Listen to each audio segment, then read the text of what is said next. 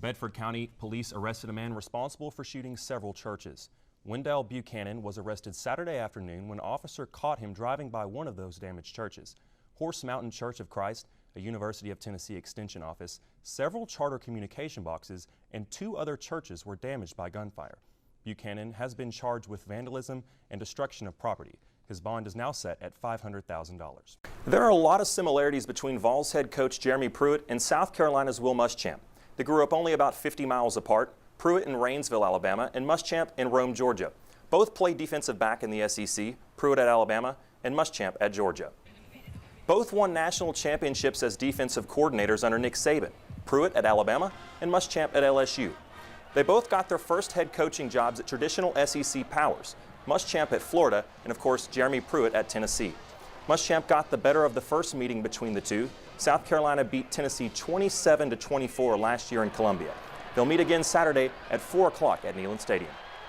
We've talked several times since I've been coach here, and I've talked to him yesterday. So I think his teams have always played extremely hard. I think they take on his character. They're tough, they're physical.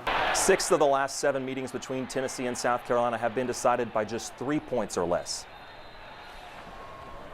Freshman safety Jalen McCullough introduced himself to Vol Nation on Saturday with his first career sack coming against Alabama. Everybody calls him Tank. Here's how he got the nickname. I got the nickname Tank when I was 2 or 3. My father gave it to me. I was always bigger than everybody. I just used to run around the house and knock stuff over like a tank, so it just stuck with me. The Vols will have to win 4 of their last 5 games if they want to make a bowl this year. Maybe Tank can help them do it. October is National Bully Prevention Awareness Month, and sometimes even the toughest players in life are the ones who get targeted. Reporter Katie Inman tells us how they turn the negative experiences into a fuel for their fire. Well, there's one team on campus whose season just never ends. In fact, they just keep cheering. Rise co-host Marissa Burke takes a break from the trend and takes a look at sports. Right here, LeBron James, too much muscle inside. Poor Reggie Bullock didn't have much of a shot right there. Later on in the second period, guess what? Chris Stewart right here gets the putback. Could you give him his own assist right there, Vic? That's my question. Excellent play. For Cosby High School's star running back Eduardo Gonzalez, playing 2 sports has been a breeze thanks to a special bond he's developed with his head coach. You know, I've coached Eduardo for 4 years now in both football and soccer, so I've known him pretty well for the last 4 years. Eduardo's a very hard worker on the field, in school, in the weight room.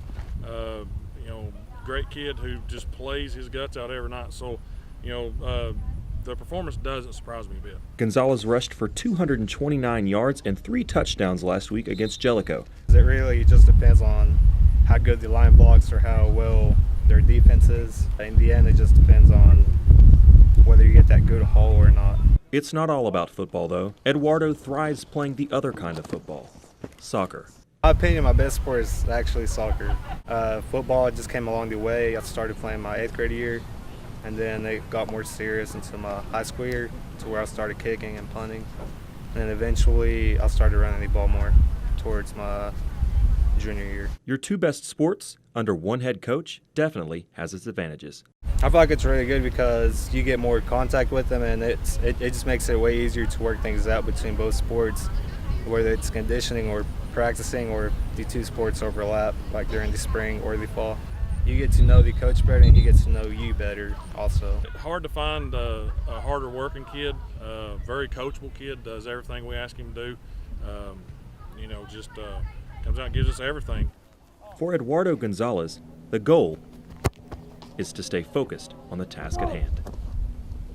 This is our last week, and if we win this one, we'll go into the playoffs.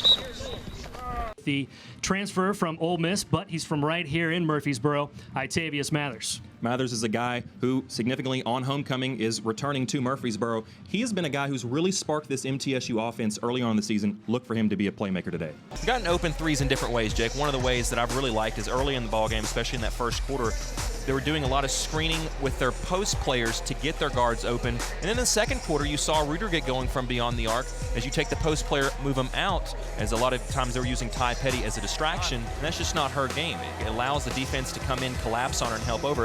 Instead, I think they need to continue to do what they did have some success with, Rogers particularly, driving to the basket, having the defenders help off onto her and other guards, and that will give Hegedusha and other post players open opportunities from inside the three-point line. I think that's where, if they're going to hurt Middle Tennessee, they can do it.